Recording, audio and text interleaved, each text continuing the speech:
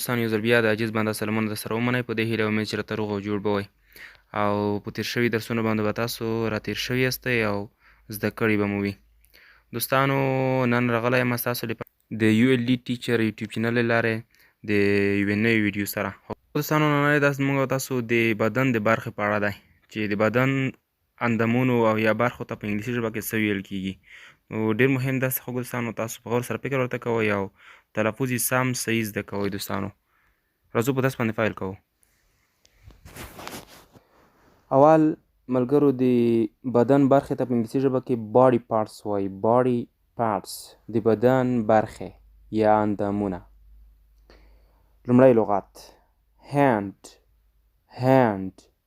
لاس finger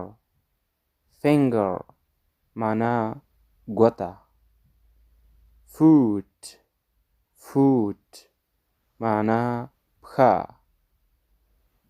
face معنا مخ. head معنا سر. nose معنا پوزه. ear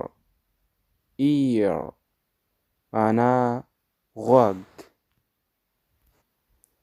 eye سترګه. دوستانو د آی تلفظ ته لږ تاسو باید پام وي. دلته لیکل شوی ای دی خو تلفظ کیږي ای وي چې تاسو ونه وایئ ای وي نه آی به وایئ. آی معنا سترګه. یو ځل بیا له سره فکر ورته کوئ دوستانو.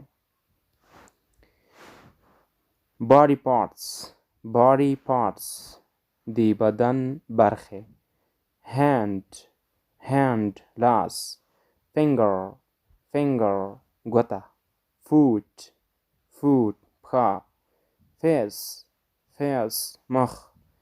head سر. nose پوزه. ear غوږ او eye سترګه. ملګرو داس په همدغه ځای بس دی. تاسو دا لغتونه په غور سره زده کړئ. کتابچو ته یې واړوئ، هلته یې ولیکئ او بیا کار ورباندې وکړئ تر څو ښه مو زده شي دوستانو. او خوږو دوستانو که چېرته غواړئ چې زموږ مخکینی انګلیسي کورس په اړه کومې ویډیوګانې چې مو پورته کړي دي هغې ته لاسرسی ولرئ، نو تاسو همدغه ویډیو تر پایه پورې پرېږدئ. کوم وخت چې دا ویډیو سر ته رسیږي نو د ویډیو په سکرین باندې هلته زموږ د انګلیسي زده کړې کورس راښکاره کېږي. تاسو له هماغه ځایه کولی شئ چې په اسانۍ سره زموږ نورو ویډیوګانو ته لاسرسی ولرئ. خوږو دوستانو که مو ویډیو خوښه شوي لایک یې کړئ. که کومه پوښتنه او یا نظر لرئ نو کمنټ کې راته ولیکئ.